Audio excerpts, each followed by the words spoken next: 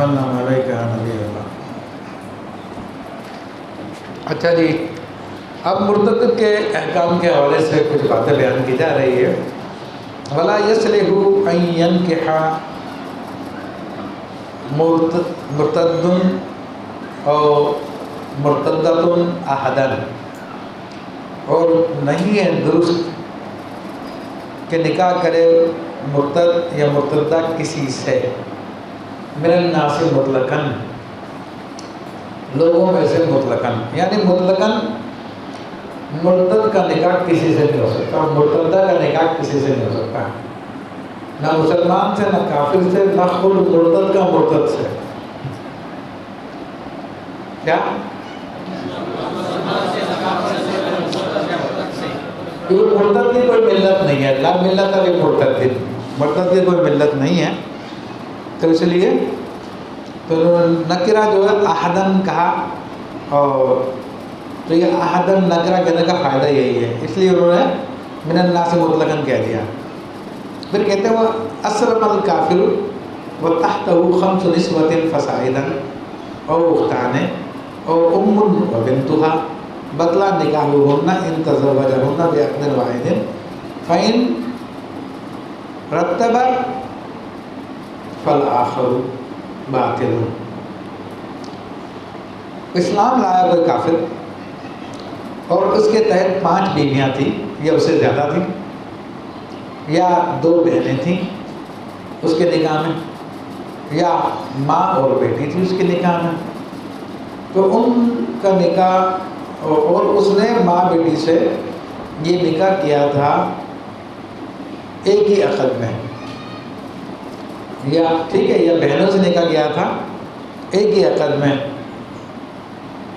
या उन औरतों से निकाह किया था एक ही अक़द में। तो अगर कहते हैं कि ये सारा का सारा निकाह बातिल हो जाएगा,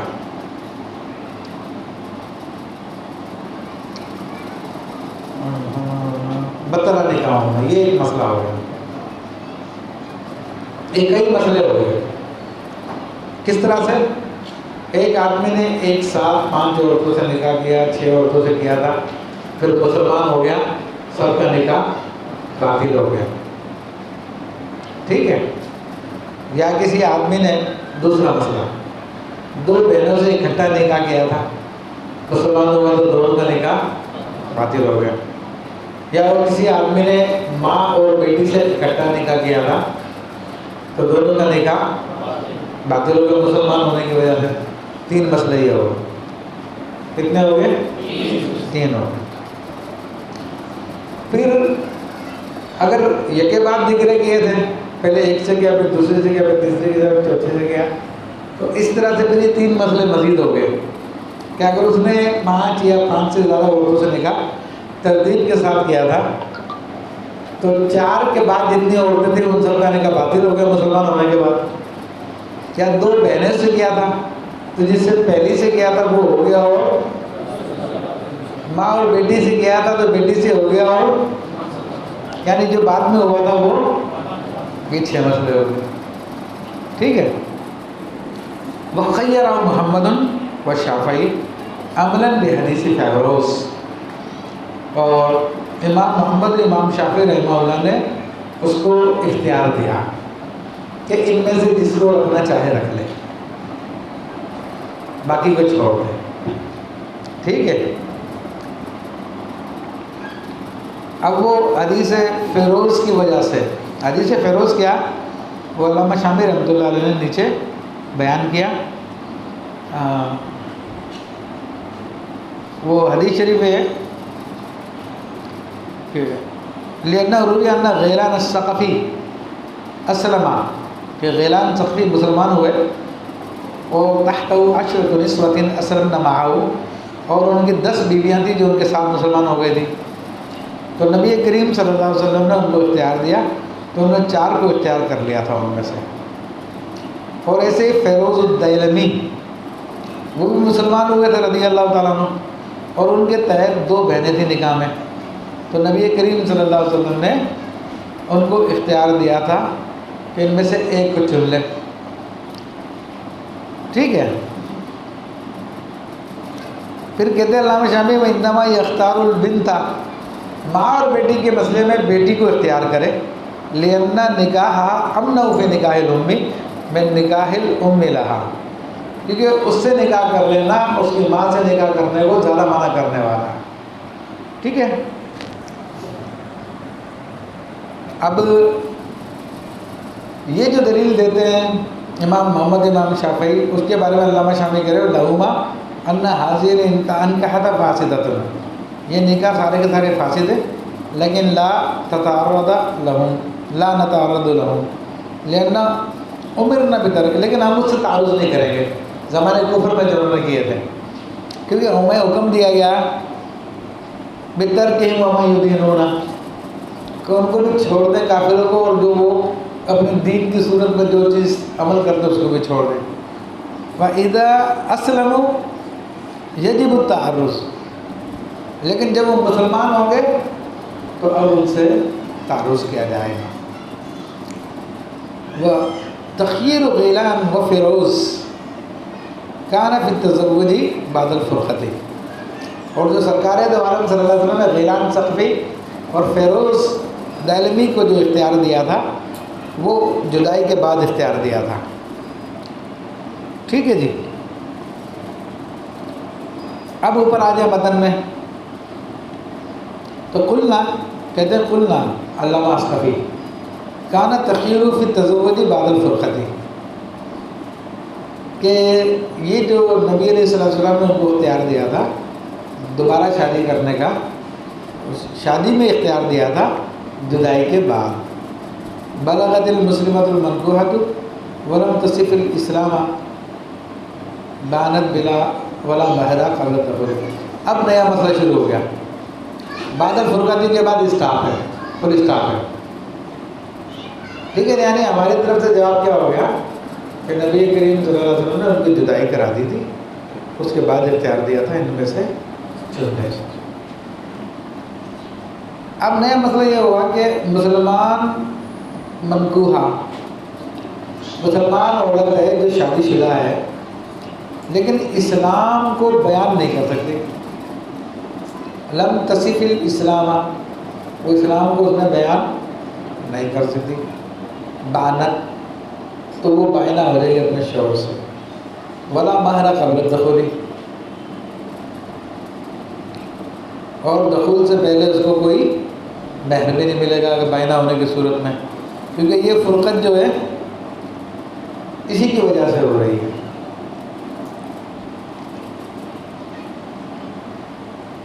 اچھا، اس کو پھر مسلمان کیوں کہہ رہے ہیں؟ یعنی مسلمان ہونے کے بعد اس کو اسلام کا پتہ ہی نہیں ہے، کہتے ہیں مسلمان کا. مسلمان اس کو اس لیے کہہ دیا کہ پہلے سے مسلمان کہلاتی تھی، اس لیے مسلمان کہہ دیا، ورنہ پہلے بھی مسلمان نہیں تھی. جو بالغ ہو جائے اس کو اتنا بھی نہیں پتا کہ اسلام کیا ہوتا ہے تو وہ مسلمان نہیں ہوتا. ٹھیک ہے جی.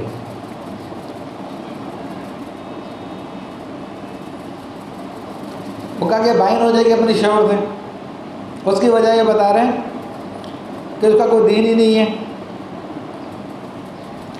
اگر پہلے کوئی دین تھا ماں باپ کی تبعیت میں تو بالغ ہونے کے بعد اب ماں باپ کے تابع نہیں رہی،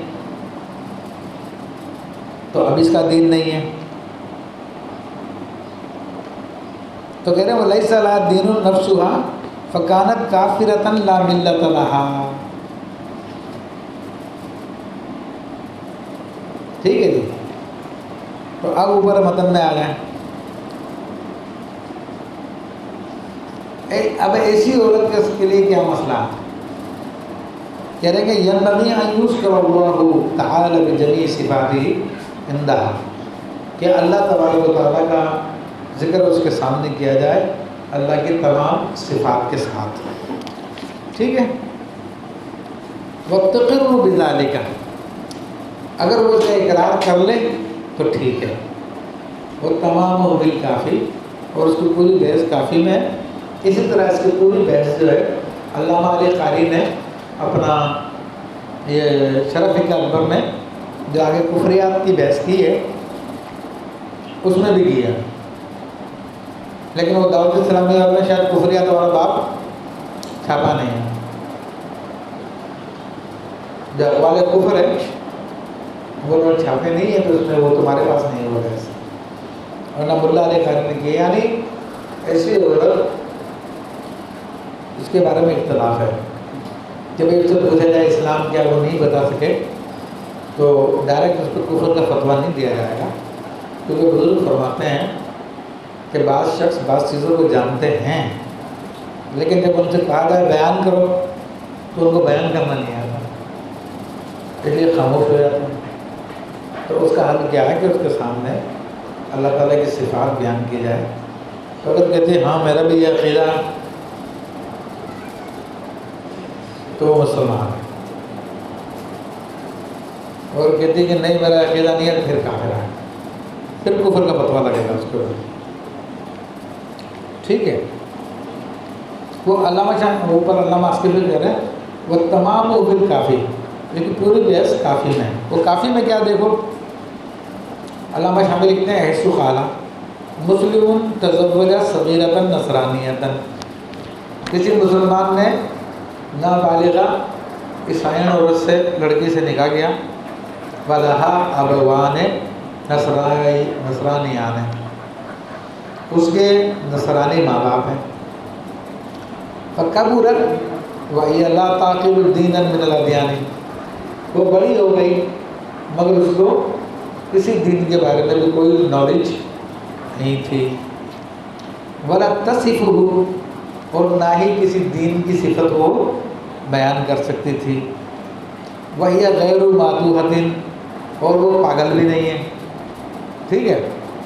فإنها تلین من زوجها، تو ایسی عورت اپنے شوہر سے بائنا ہو جائے گی. ایسی عورت کہ وہ کسی دین پہ بھی نہیں ہے، ماں باپ کے تابع نہیں ہو سکتی کیونکہ بالغ ہو چکی ہے. جب بالغ ہو چکی ہے تو طبیعت تھوڑی چلے گی اس کے اندر.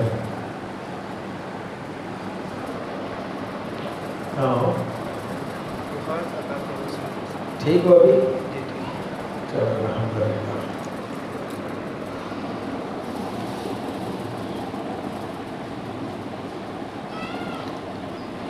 کہتے ہیں کذالک الصغیرۃ المسلمۃ، ایسے ہی کوئی مسلمان چھوٹی لڑکی اذا بلغت عاقلۃ، جب وہ عقل کی حالت میں مسلمان ہوگی، پاگل نہیں ہے. وَهِيَ لَا تَعْقِلُ الْإِسْلَامَ، مگر اس کو اسلام کے بارے میں پتہ ہی نہیں ہے. لا تصفہ، نہ ہی اسلام کی صفت کو بیان کر سکتی. وَهِيَ غَيْرُ مَعْتُوهَةٍ، وہ پاگل بھی نہیں ہے، نیم پاگل بھی نہیں ہے. بانت من زوجها، اگر وہ شادی شدہ ہے تو اپنے شوہر سے وہ بائنا ہو جائے گی، قضا پھر ہوگی. ولا مہر لها قبل الدخول، اور دخول سے پہلے یہ معاملہ ظاہر ہو گیا تو اس کو مہر بھی نہیں ملے گا. وبعدہ، اور دخول کے بعد ظاہر ہوا یہ معاملہ کہ بھائی اس کو تو اسلام کی خبر بھی نہیں ہے. یجب المسمى، تو جو طے ہوا تھا وہ دیا جائے گا. ویجب ان یذکر اللہ تعالیٰ بجمیع صفات عندہا، اور اس کے سامنے اللہ کے تمام صفات کا ذکر کیا جائے. ویقال لها اہو کذالک، پھر اس سے پوچھا جائے گا کیا اللہ ایسا ہی ہے جیسا میں نے بیان کیا. فإن قالت نعم، اگر وہ کہتی ہے ہاں، حکم باسلامها، تو اس کے مسلمان ہونے کا حکم دے دیا جائے گا. وإن قالت أعرفه وأقدر على وصفه ولا أصفه، لیکن اگر وہ کہتی ہے ہاں مجھے پتہ ہے اور میں بیان نہیں کر سکتی ہوں لیکن میں بیان نہیں کروں گی، بانت، تو بھی بائنا ہو جائے گی. ولو قالت لا اقدر على وصفه، کہتی ہے مجھے پتہ ہے اللہ کون ہے لیکن میں اس کو بیان کرنے میں طاقت نہیں رکھتی. اختلف فیہ، تو اس عورت کے بارے میں اختلاف ہوا. ولو اخلت الاسلام، لیکن اگر وہ اسلام کو سمجھتی ہے کہ اسلام ایک دین ہے، یہ ہمارا دین ہے، اور ولم تصف، لیکن اس کی صفت بیان نہیں کر سکتی، لم تبن، تو بائنا نہیں ہوگا.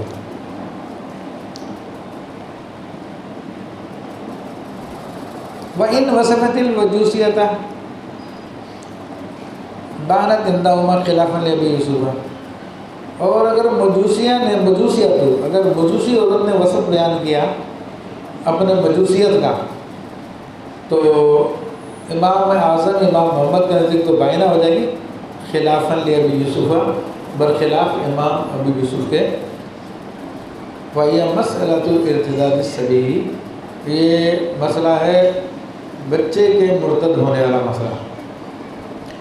تو امام ابو یوسف رحمۃ اللہ علیہ کے نزدیک وہ بائنہ نہیں ہوگی، وہ ممکن ہی اس اعتبار سے ہو کہ ان کے نزدیک یہ مجوسی اہل کتاب میں شامل ہو، تو بعض علماء کے اس میں اختلاف ہے، کیونکہ ان کو کہا کہ یہ کتاب کو مانتے ہیں اور اقرار بھی کرتے ہیں، البتہ ستاروں کی پوجا تعظیم کے طور پہ کرتے ہیں۔ اس قسم کی تعویلیں بھی آئی ہیں بعض فقہا کی طرف سے، یعنی مجوسیوں کے لیے، صابیوں کے لیے، اور انہی تعویلات کو لے کر جو ہے گاندھی وغیرہ نے اپنی پوری کی پوری عمارت کھڑی کر لی ہے، اور انہوں نے ہندوؤں کو بھی اہل کتاب قرار دے دیا کہ ہندو بھی کتابوں کو مانتے ہیں، ٹھیک ہے، لیکن اس کے ساتھ جو شرک کرتے ہیں، دیگر بتوں کو جو پوجا کرتے ہیں، وہ سب کا سب اڑا گیا گاندھی۔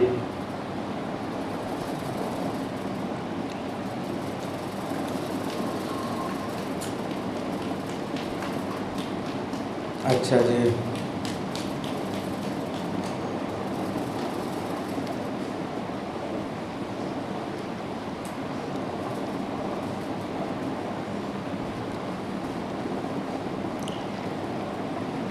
اچھا اور بھی دیکھ لو، یہ اچھے معلوماتی باتیں۔ وَقَوْلُ وَلَوْ أَقَلَتِ الْإِسْلَامِ، اگر اسلام کی عقل رکھتی ہے، اَيْ قبل البلوغ، بلوغ سے پہلے، مقتضى قولہ بلغت وإنما لم تبن، اس قول سے اعتراض کرتے ہوئے لأن مسلمۃ تبا لأبویہا، کیونکہ جب تک چھوٹی ہے تو اپنے ماں باپ کے تابع ہو کر وہ مسلمانوں کے حکم میں ہے، قبل البلوغ کما فی شرح التلخیص وبه استدل علی نفی وجوب الاداء الایمانی علی الصبی، تو اس لیے اسی پر استدلال، اسی کے ذریعے ہم نے استدلال کیا ہے کہ بچے کے اوپر جو ہے ایمان کی ادا کا وجوب نہیں ہے، یعنی ایمان کی صفت بیان کر سکے وہ واجب نہیں ہے۔ وتمام فی اول الفصل الثانی من شرح التحریر وفی سیر احکام الصغار، چھوٹے بچوں کے احکام کی سیر میں ان قول یعقل الاسلام، کہ بچے کے بارے میں یہ ہے کہ وہ اسلام کی عقل رکھتا ہے، اس سے کیا مراد ہے؟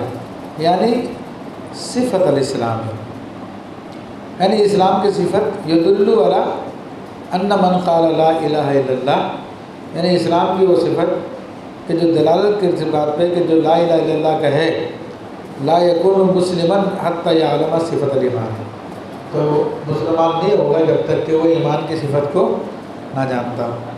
وَكَذَلِكَ اِذَا اشْتَرَىٰ جَارِيَةً، ایسے ہی کوئی باندی خریدی، وَاسْتَوْصَفَهَا الْإِسْلَام، اور اس سے پوچھا اسلام کی صفت بیان کر، فَلَمْ تَعْلَمْ، اور اس کو پتہ ہی نہیں ہے لیکن کہتی ہے اپنے آپ کو مسلمان ہوں، لَا تَكُونُ مُؤْمِنَةً، تو وہ بھی مومنہ نہیں ہے۔